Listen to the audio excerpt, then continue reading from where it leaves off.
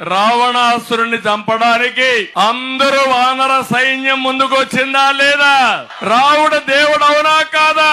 కానీ అందరి సహకారంతో ముందుకెళ్లాడు. కడాన ఉడతా భక్తి కింద బ్రిడ్జి కట్టడానికి ఇసుక తీసుకొచ్చిందంటే అది ఆ రోజు రావణాసురుడికి వ్యతిరేకంగా చేసిన పోరాటం, రాముడి సహకారం. కానీ ఈ రోజు నేను ఒక్కడే రాలేదు.